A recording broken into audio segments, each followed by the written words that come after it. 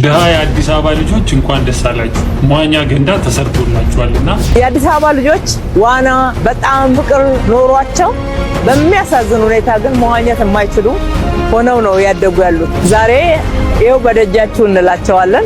የኢትዮጵያ ታክሲ ሾፌር ከኤርፖርት ሰው ሲቀበሉ መርዶ ይናገራሉ። አንተ ከመጣ በኋላ ሀገሪቷ በጦርነት ብቻ ነው የምትታወቀው፣ በመፈናቀል ብቻ ነው የምትታወቀው። ኢትዮጵያ ውስጥ ነው ማለት ወላሂ አዚም መኖርም መሞትም የማይቻልበት ሀገር። ኢትዮጵያ ውስጥ እኮ ኑሮ እየኖርን ነው አይባልም። እንደው ይኸውልህ ከሞቱት ትንሽ ከፍ ያለ በህይወት ካሉት ግን የተቀበረ ኑሮ ነው የኖርነው። ፖለቲከኛ አይደለሁም፣ ግን ጥያቄ አለኝ። መብት ስላለ ጥያቄ አለኝ። በስጋት ነው እየተራመድን ያለ ነው። ስጋት አለኝ። ፍዳያችን በዝቷል፣ አጋቻችን በዝቷል።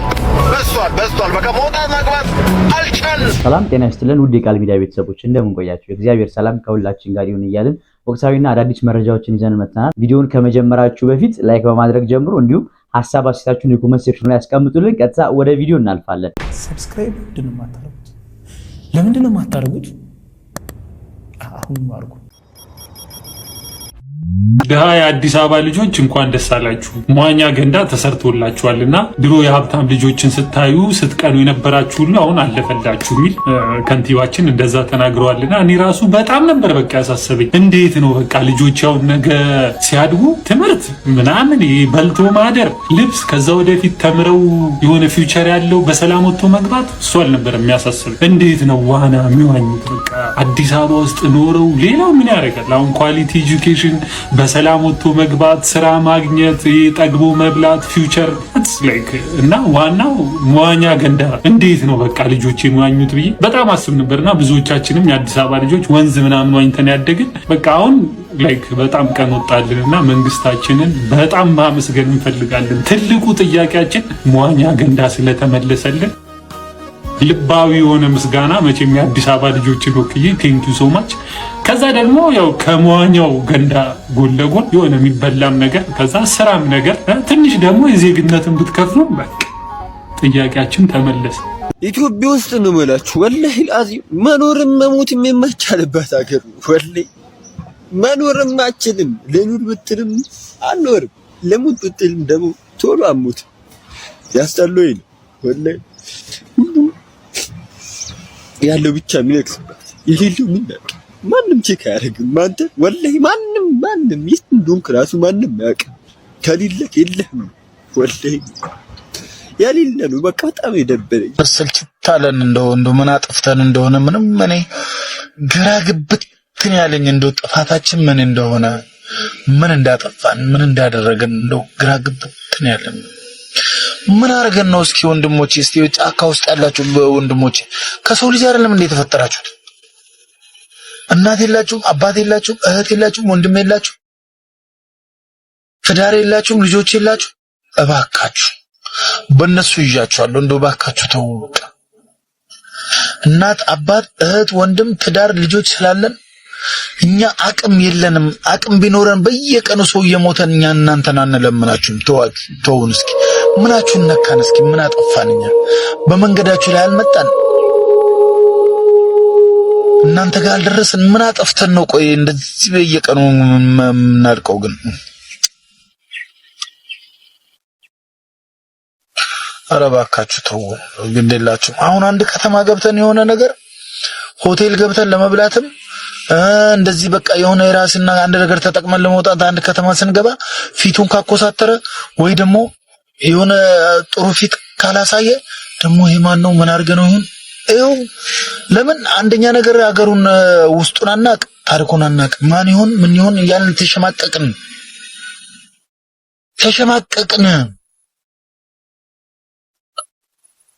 ጫካው እንደው ኮሽ ባለ ሰዓት እንደዚህ የሆነ ነገር ከሄደ ምን ካለ በቃ ጫካው እንደዚህ የሆነ ድምጽ ካሰማ ወይኔ መጡ። አንድ ሰው የገጠር ሰው መንገድ ላይ እንደዚህ ከሄደ ከጫካ ውስጥ ወደ መንገዱ ከመጣ ወይኔ ይሄ ገዳዩ ነው፣ ወይኔ ይሄ ዘራፊው ነው። አረ ተሸማቀቅን። ጎማ ተኝቶ ለመቀየር ጎማ እቃችን አውጥተን ቁጭ ብለን የሆነ ሰው ከመጣ በቃ ገደለኝ። ድሮ እንዲህ አልነበረም ስናቅ። የዛሬ 20 ዓመት 25 ዓመት እኛ ረዳት በነበርንበት ሰዓት ላይ ይሄ ነገር አልነበረም። ጎማ ስንቀይር እዛ አካባቢ ላይ ገጠር ካለ ወተት ካለ ወተት አምጥቶ የሚበላ ካለ የሚበላ ነገር አምጥቶ ሰጥቶን ተጫውተን ስንለያይ ነው የማውቀው። አዎሽ አረ እንደው በፈጣሪ ይያቻለሁ። እንደው በእግዚአብሔር እንደው በምታምኑት እምነት ባካችሁ ተውን። ምናችሁንም አልነካንም፣ አልደረስንባችሁም፣ አልነካናችሁም። እኛ ወጠን መግባት ነው፣ ለልጆቻችን በሰላም ወጠን መግባት ነው። አረ በምን አይነት ቋንቋ መነጋገር እንደምንችል አላወኩም። በአዲስ አበባ ቀበና ወንዝ እጅግ በሚያምር ዲዛይን ጽድት ተደርጎ ተሰርቷል። በአዲስ አበባ ከተሰሩት የወንዝ ልማት ዳርቻ ውስጥ እናት መረጃ ቀበና በአንደኛ ደረጃ ላይ ያስቀመጠው ሲሆን የቀበና ወንዝ ዳርቻ የነበረው አስቀያሚ ገጽታ ተቀይሮ ይህን የመሰለ ውብ ሰው ሰራሽ ሐይቅ መፈጠር መቻሉ ለከተማው ትልቅ ድል ሆኖም ተመዝግቧል። ቢሻን ቀበና እንድታዩት እናት መረጃ መልእክቱን ያስተላልፋል።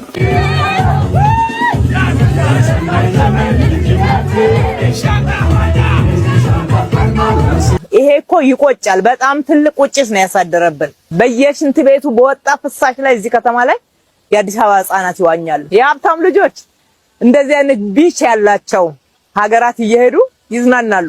የድሃ ልጆች ግን በፊልም ነው የሚያዩት። ዛሬ ይኸው በደጃችሁ እንላቸዋለን። በዚህም በጣም ደስተኛ ነን። የአዲስ አበባ ልጆች ዋና በጣም ፍቅር ኖሯቸው በሚያሳዝን ሁኔታ ግን መዋኘት የማይችሉ ሆነው ነው ያደጉ ያሉት። በፍሳሽ ላይ ይዋኛሉ። ይሄንን ማየት በተለይ እንደ መሪ እንደ ወላጆችም በጣም ከባድ ይመስለኛል። በተገኘ አይደለም ግን ጥያቄ አለኝ። መብት ስላለ ጥያቄ አለኝ። ሹፌር ስለሆንኩኝ ጥያቄ አለኝ። ኧረ በየትኛው መንደር፣ በየትኛው አካባቢ፣ በየትኛው ከተማ ነው ሰው በሰላም ወጥቶ በሰላም የሚገባው? ናፈቀን እኮ ናፈቀን። መቼ? በጣም እርግጠኛ ነኝ የሚቀጥለው ዓመት የተከበሩ ጠቅላይ ሚኒስትር አብይ አህመድ እርሶም ጠቅላይ ሚኒስትር እንደሚሆኑ በጣም እርግጠኛ ነኝ። ግን እንዴት ነው የሚቀጥለው? ሹፌር እየተገደለ፣ ሹፌር እየተዘረፈ፣ ሹፌር እየታገተ እንደዚህ ነው የሚቀጥለው? ጥያቄ አለኝ ለእርሶ።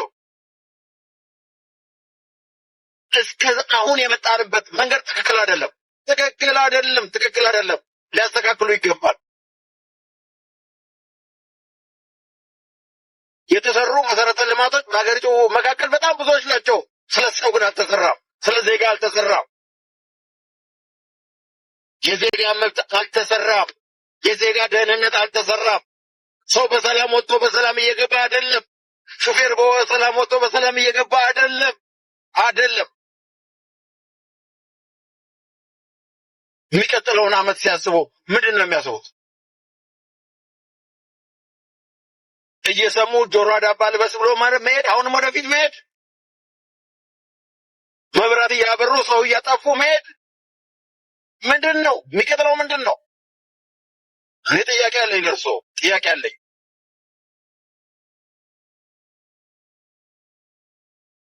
በስጋት ነው እየተራመድን ያለ ነው። ስጋት አለኝ። ጥያቄ አለኝ። ፍዳያችን በዝቷል። አጋቻችን በዝቷል። በቃ መውጣት መግባት አልቻልንም።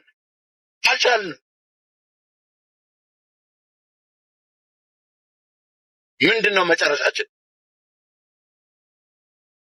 ዛሬ ግንቦት 24 2018 ምርጫ እየተካሄደ ነው። ከግንቦት 25 ጀምሮ የሀገሪቱ ሁኔታ በነበረበት ሁኔታ ነው የሚቀጥለው። መብራት እየጠፋ ሰው እየወደመ አሁን በጣም አሳሳቢው ነገር የአገር ዜጎች መብት ወጥቶ የመግባት ስጋት። ወዳጆቼ ረሃቡ ጠንቷል ነው ብላችሁ እንደ ሀገር በእውነት እና ረሃብ ጠንቷል ማለት የዛ ማሳያ አንድ ሰው እንደዚህ ያለ እኔ ጎረቤቴ የሆኑ አዲስ አበባ ውስጥ ጎረቤቴ የሆኑ ሰው ሩቅ ሰው ማያውቃቸው ሰፈር ሄደው ሲለምኑ አየዋል። እና ኦፍ ኮርስ አዳነች አቤቤ ወጥተው በፍጹም አዲስ አበባ ውስጥ ቢያንስ በልቶ ለማደር ሰው መለመን አይጠበቅበትም። ለቁጥር የሚያታክቱ መመገቢያ ጣቢያዎች ከፍተናል፣ አንዱ ጠጋ ብሎ ተመዝግቦ መብላት ይችላል። ውሸት ነው ብለዋል። ይሄን የሐሳብ ልዩነት እንዳለ ሆኖ እኔ ግን ለቁጥር የሚያታክቱ ሰዎች ምሽት ላይ እየገቡ በቃ ትንቢት መሞከር ጀመሩ። አንድ ሁለት አይደለም፣ በገፍ ማቃቸው የሰፈሬ ልጆች ምናምን ክፍለ ሀገር እዚህ ማቃቸው ሰዎች በቃ ይታዘቡን ሰው ብለው በእውነት የመጀመሪያም አንድ ሁለት ሶስት ቀን ሲያዩን እንግዲህ አፍሩ ይሆናል። በቃ ግን አይናቸውን በጨው ታጥበው እናንተ ቤተሰብ ውስጥ ዘር ውስጥ የሞተ ሰው ማን ነው? ወገቡን የሚያመው ሰው ማን ነው? አይነት የሚችሉትን የሚያክል ተንብየው ለመኖር ለመተዳደር ሲሞክሩ ያለውና እኔ በጣም በእውነት ነው የምላችሁ በጣም ማዝንበት ጊዜ ነው። በቃ ማለት አይ ነው እኔ አሁን ብዙ ጊዜ መንግስት ለምንድን የሆነ ነገር ማያደርገው ምናምንልና አፍሪካ ውስጥ አይ ቲንክ መንግስትም ይሄ የአንኤምፕሎይመንት የሥራ ማጣቱን ችግር በደንብ ሰፖርት እያደረገ ያለው አንዱ የሃይማኖቱ ዓለም እንቅስቃሴ ይመስለኛል። ሰው ያገኘውን ተንብዮ ያገኘውን በእግዚአብሔር ስም የሆነ ነገር ጭቃ ሽጦም የሆነ ነገር ቆሻሻ አሁን ካያችሁ በሶ ሽጠው ምናምን በየሃይማኖቱ እኮ ያለ ባህል ሽጠው የሚተዳደሩ ሰዎች አሉና ሙሉ ለሙሉ ካስቆምኩኝ ይሄ የአንኤምፕሎይመንት ችግር ግልብጥ ብሎ ወደኔ ይመጣል ብሎም ይመስለኛልና በቃ ሰዎች ኦፍ ኮርስ እንኳን ለነሱ ላልተማሩት ለተማረውም ሰው አፍሪካ ውስጥ ስራ የለምና በቃ መንግስት እዛው ችሏል ብሎ ትቶ ነው የሚመስለኝና እኔ አላቅ በጣም የህይወት ምስክርነታቸው ከተፈጠርኩ እኔ በህይወቴ ተሳድቤ ማላቃቸውን ስድቦች እናት በዚህ ትውጣ እናት በዚህ ትግባ ሲሉ ማቃቸው ሰዎች በእውነት ነው ኢቭን ከሱስ ያልዳነ ፊታቸው በቃ ሱስ በሱስ እንደሆኑ የሚያስታውቁ ሰዎች ምሽት ላይ ወጥተው በቃ እግዚአብሔር እንደዚህ ይልኛል ትግስት አንቺ ነሽ ወይ? እኔ በእውነት ነው ማለት አንዳንዶቹም በእንጀራቸው መምጣት እስኪመስለኝ ድረስ አሁን ምን ይሄንን ቢያቆም ምን ሰርቶ ይበላል ብዬ ነው አሁን ልጨነቅ ለመናገር በእውነት በያው እግዚአብሔር ፊት አንድ ሺህ አንዴ ያሰብኩት እሺ ይሄን ካቆመ ይሄ ሰውዬው በዚህ ባለበት ሁኔታ ምን ሰርቶ ይበላል ብዬ የኢትዮጵያ ታክሲ ሾፌር ከኤርፖርት ሰው ሲቀበሉ መርዶ ይናገራሉ። ምንም ሳይከፋቸው ሲምፓቲ ለመፍጠርና የሆነች ትርፍ ለማግኘት ብዙ ነገር ስራ የለም እኮ ተቸገርን እኮ እንደዚህ ሆነና ያሉ ሰውየው ያስፈራሩት ያስደነገጡት ሆቴል ሲደርስ ከሩሙ እንዳይወጣ ነው የሚያደርጉት። ቱሪዝም እንደዚህ አይሰራም። በተቻለ መጠን ስለ ሀገር መልካም ነገር በመናገር መልካም ነገር በማሳየት ሌላ ሀገር እኮ የምትሄድበት ሩት ራሱ መጥፎ ነገር እንዳታይ ሸፍኖ የሚወስዱ እኛ ጋር ግን እንደዛ አይደለም። መንቃት አለብን። ሰው ሲመጣ ያለውን አፍስሶ ደስ ብሎት እንዲሄድ ደግሞ እንዲመጣ የኔም ስራ ነው ብሎ ሹፌሩ ሲያስብ ሀገር የምንነጋገርበት አጀንዳ ነው። ቦሌ አካባቢ የምትሰሩ የታክሲ ሹፌሮች ምን ነው ልካችሁን አጣችሁ? እቺን የመሰለች ወርቃማ ሀገር ወርቅ የሆነ መንግስት የሚያስተዳድርባት አገር ከተማዋ በኮሪደር ልማት ጫፍ የደረሰ የአፍሪካ ፈርጥ የሆነች አገር ከተማዋ ውብ ድንቅ የሆነች አረንጓዴ የለበሰች ከተማ ድሆች የሚከበሩባት መሰረተ ልማቷ ጫፍ የደረሰ አገርን ሰው ከአሜሪካ ከአውሮፓ ከተለያየ አገር ሲመጣ እናንተ ታክሲ ውስጥ የገባውን ሰው ቸገረኝ ራበኝ ተፈናቀልኩኝ ከአዲስ አበባ ወጣሁኝ ኮየፈጨ ገባሁኝ መንግስት እንዲህ ነው እያላችሁ የአገር ገጽታ የምታበላሹ የታክሲ ሹፌሮች ንቁ እንጂ መንቃት አለባችሁ። እንዴት ነው በዚህ ደረጃ ሰው ኢትዮጵያን ብሎ ሲመጣ እናንተ ክፉን የምትናገሩት? ረሃብ አለ ትላላችሁ፣ ጦርነት አለ ትላላችሁ። አገሪቷ ላይ ረሃብ አለ? የለም። አገሪቷ ላይ መፈናቀል አለ? የለም። አገሪቷ ላይ እናንተ ቸግሯችኋል? አልቸገራችሁ። ለታርጋ 56,000 ብር ከፍላችኋል? አልከፈላችሁ። እናንተ በትራፊክ ተሰቃያላችሁ? አትሰቃዩ። እናንተ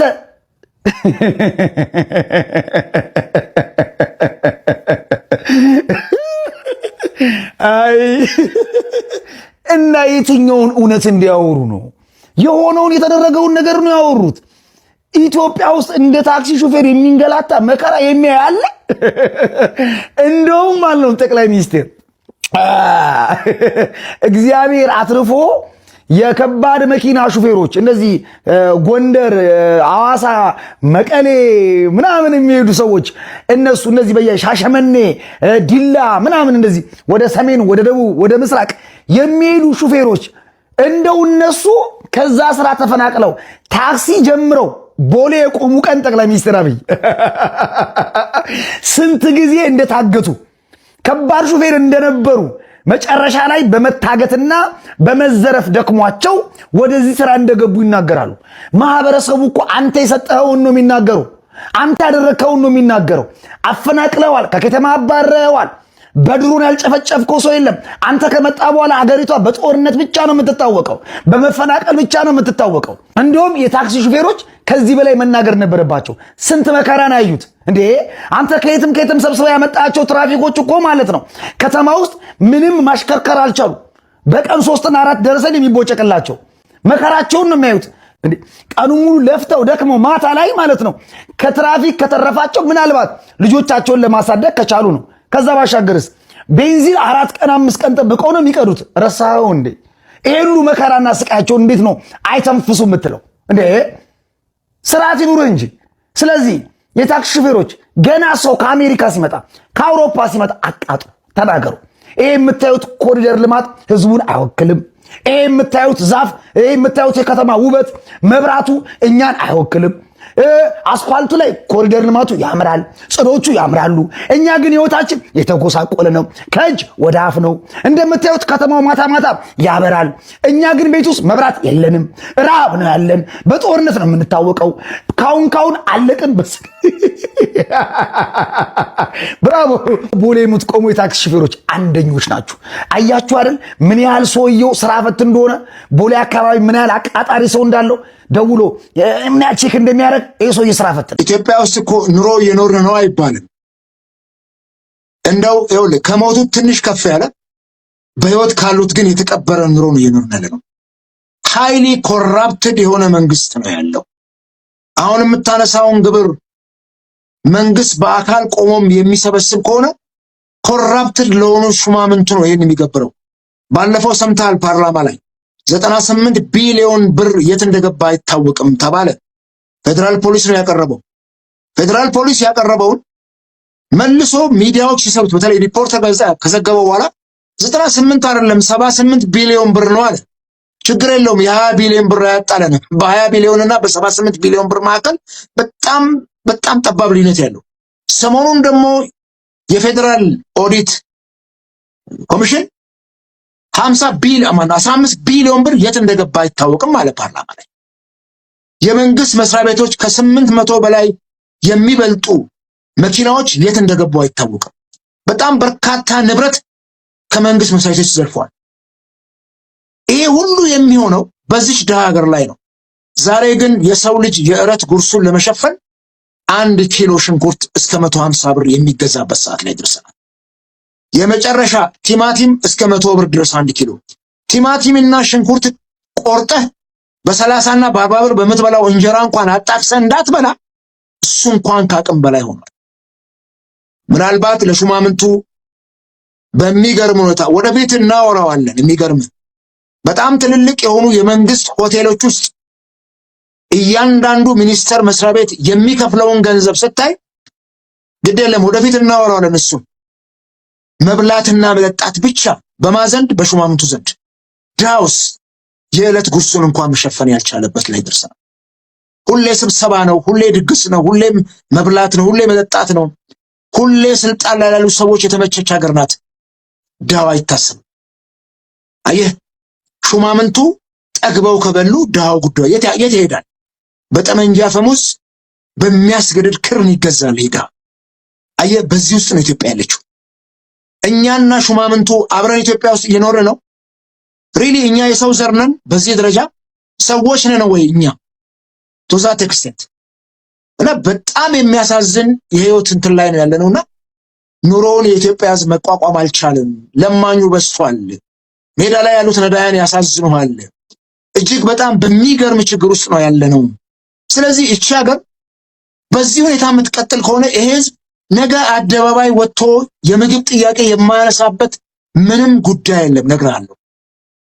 እኔ ካንተ ጋር ይሄን ሳወራ የፈለገ ነገር ቢመጣ መቼም ሰው እየተራበ ከሚሞት በጥይት የሚሞት በኔ እምነት እየተራበ ከሚሞት ረሃብ ቀን አይሰጥም። ረሃብ ጊዜ አይሰጥም። እያየነው ስለሆነ ነው። ከራሳችን ቤትና ጓዳ ጎድጓዳ ስለምናየው ነው። ዛሬ የትኛው ሰራተኛ ነው በደሞዙ የሚኖረው? ዛሬ ነጋዴው እየነገደ ነው እንዴ መሳይ? ዛሬ እያተረፈ ነው ነጋዴው? ግራ አጋብቶታል። ሌላ መሄጃ መንገድ ስላጣ ነው።